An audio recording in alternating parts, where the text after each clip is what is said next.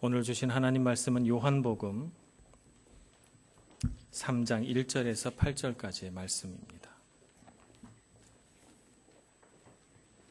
요한복음 3장 1절에서 8절까지의 말씀 봉독하겠습니다.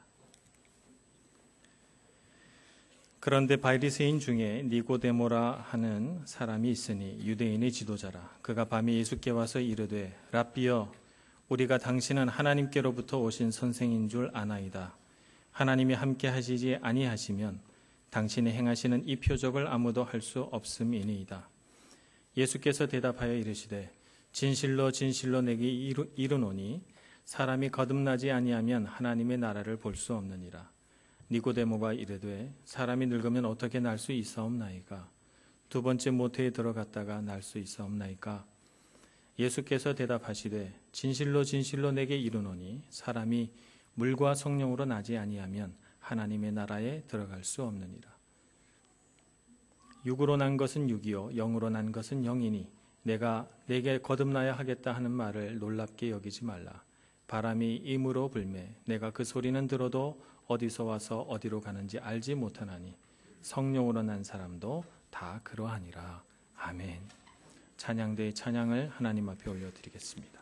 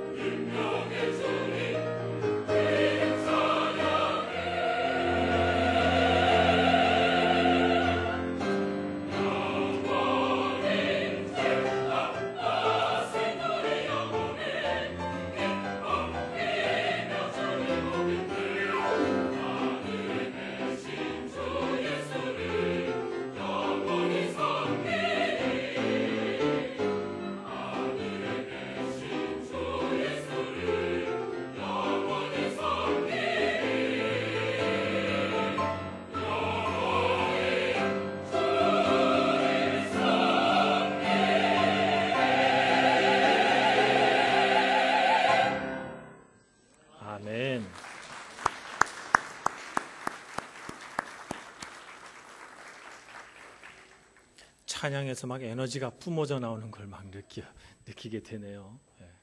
하나님께서도 얼마나 기쁘게 바라보실지 정말 상상이 되는 것 같습니다.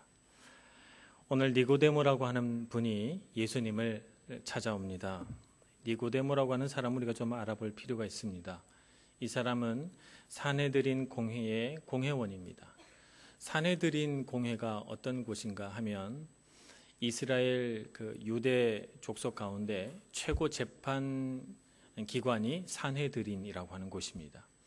이 산헤드린의 구성원은 제사장, 또 서기관, 또 율법 교사들, 그리고 바리새인들 중에 몇몇 사람들, 이런 사람들로 구성이 돼 있고, 이 산헤드린에서 재판을 하고 산헤드린에서 유대민족 가운데 중요한 일들을 결정을 합니다. 그러니까 이 유대민족에게 있어서는 국회나 다름없고 대법원이나 다름없는 이런 곳입니다.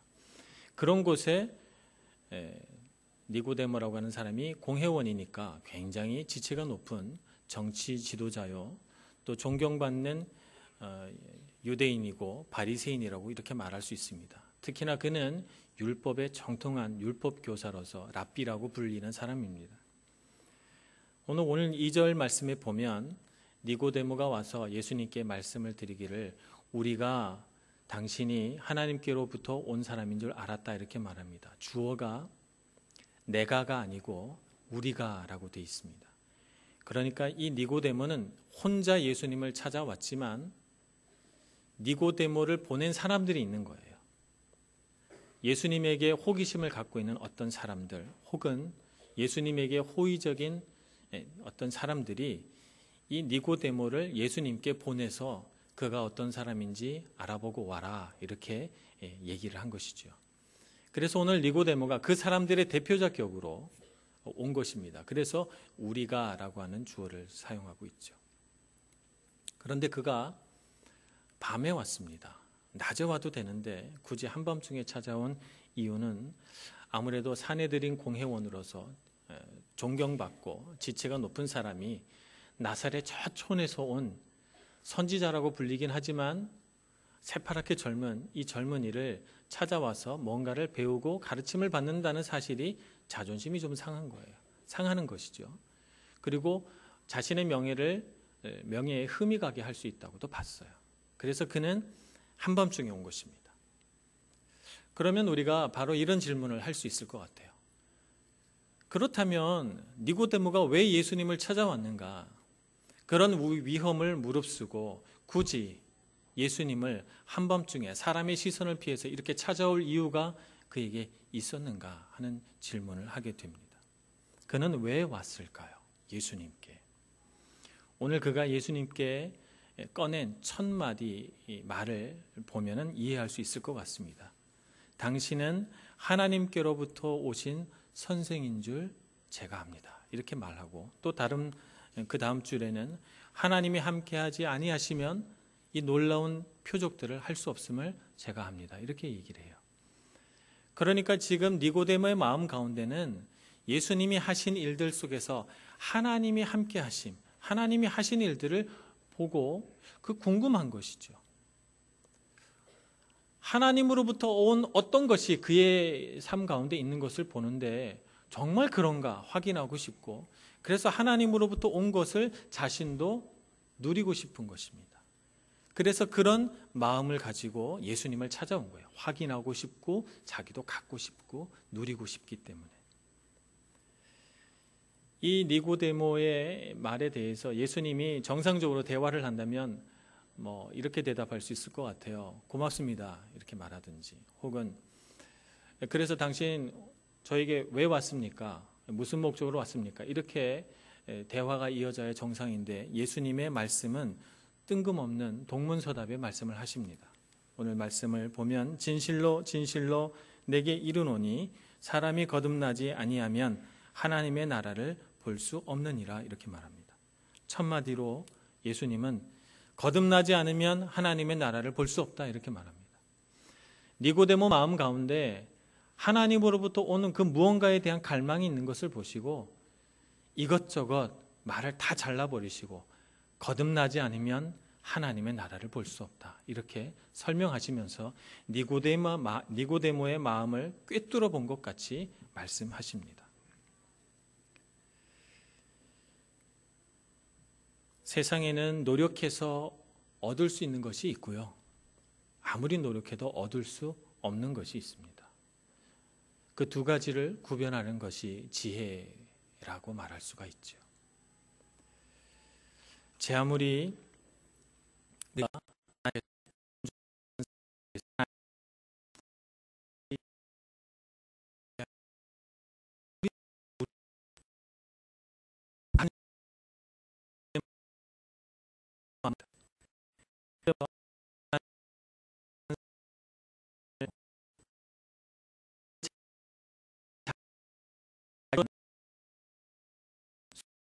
되지는 못한 것입니다. 그래서 그의 마음 가운데는 그래서 하나님께로부터 온 그 무언가를 보고 그것을 누리고 싶어서 예수님을 찾아오게 된 것이죠. 세상의 거의 모든 종교, 기독교를 뺀 모든 종교는 사람의 노력으로 구원을 얻으려고 합니다. 율법을 잘 지키고 그것을 준행함으로 혹은 여러 가지 착하고 선한 일들을 행함으로 수행을 쌓음으로 또 명상을 함으로 참선을 해서 구원을 얻으려고 합니다만 그 모든 노력은 다 헛것입니다. 사람은 자기를 자기 죄에서 구원할 능력이 없기 때문에 그렇습니다. 우리는 근본적으로 그런 능력을 상실한 사람들입니다. 어떻게 하면 우리가 이 죄에서 구원받을 수 있을까? 예수 그리스도를 믿음으로 우리는 그 죄에서 노연할 수 있습니다. 그분이 우리를 위해 흘리신 그 희생, 그 피, 그리고 그 십자가의 의미를 우리가 바르게 알 때만 우리는 우리 죄에서 풀려나 자유할 수 있고 행복할 수 있는 것입니다. 예수님의 대답을 들은 니고데모는 거듭나야 한다니까 그러면 내가 나이 많았는데 어머니의 뱃속에 다시 들어가서 다시 태어나야 하는가 이렇게 생각을 했습니다. 그러나 예수님이 하신 말씀 거듭나야 한다는 말 이태리 말로 찾아보니까 나토디 누오보라고 되어 있습니다. 새로 태어나는 것이죠. 이 새로 태어나는 것은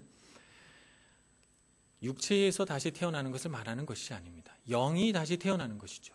죄로 죽어 물들었던 우리가 그 영이 죽고 다시 예수 그리스도의 영으로 다시 태어나는 것, 이것이 거듭남입니다.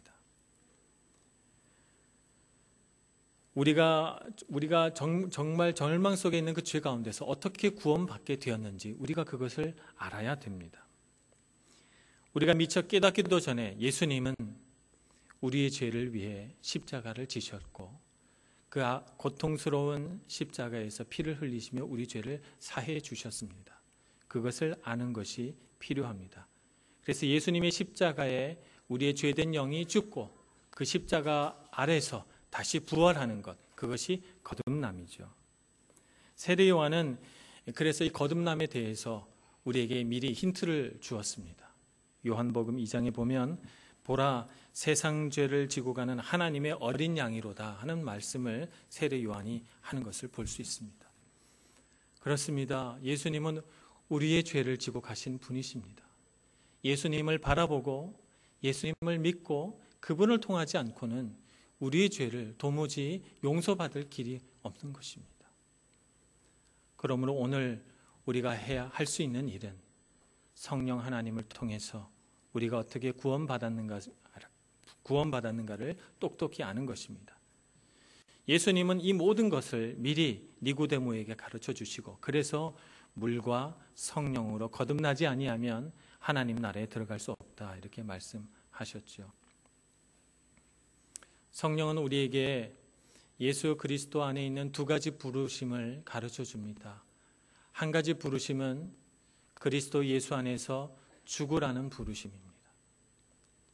우리의 죄로 얼룩진 영을 그리스도 안에서 죽는 것, 죽으라는 부르심. 또 하나의 부르심은 그리하여 다시 살라는 부르심입니다. 그래서 오늘 우리는 주님 앞에 나아가서 그 죽으라는 부르심 앞에 순종하고 그리하여 다시 살라는 부르심 앞에 다시 순종하여 그분의 영으로 다시 살아나는 삶을 살아야 할 것입니다. 오늘 제자훈련 졸업식을 하면서 두 분이 나와서 간증을 하셨어요. 두 분의 간증을 들으면서 참 하나님에 대해서 놀라운 그런 경험들을 간접적으로 하게 됩니다. 고대 철학자가 이런 말을 했습니다. 달을 가리키는 손가락이라고 하는 말을 했어요. 이 말을 하면서 어리석은 사람은 달을 가리키는 손가락을 보고 지혜로운 사람은 손가락이 아니라 그 손가락이 가리키는 달을 본다고 했습니다. 오늘 두 분의 간증은 하나님을 가리키는 손가락입니다. 어리석은 사람은 사람의 손가락을 볼 것이고 지혜로운 사람은 이 손가락이 가리키는 하나님을 볼 것입니다. 오늘 우리가 제자 훈련을 우리가 하진 않았지만 같이 한 마음으로 이 간증을 들으면서 우리 안에도 거듭남이 있어야 되겠다. 그래서 하나님 앞에서 막혀있던 우리의 모든 장벽들이 다 허물어지고 우리가 하나님을 친밀하게 만날 수 있으면 좋겠다 하는 소망이 생겨납니다. 여러분 안에 있는 그 죄된 영은 죽으시고 그리스도 안에서 부활된 영으로 다시 살아나셔서 힘있게 예수님의 제자로 이 세상을 살아가시는 저와 여러분 모두가 되기를 간절히 축원합니다. 기도하겠습니다. 은혜와 사랑이 많으신 하나님, 저희들을 제자로 불러주셔서 감사합니다. 예수님의 부르심 앞에 순종하며 주님이 죽으라고 한다면 우리의 죄된 영을 죽여 십자가에 못 박고 부활하신 그리스도 영으로 다시 살아 예수님 닮아가는 저희들 되게 하여 주시옵소서. 예수님의 이름으로 기도합니다. 아멘.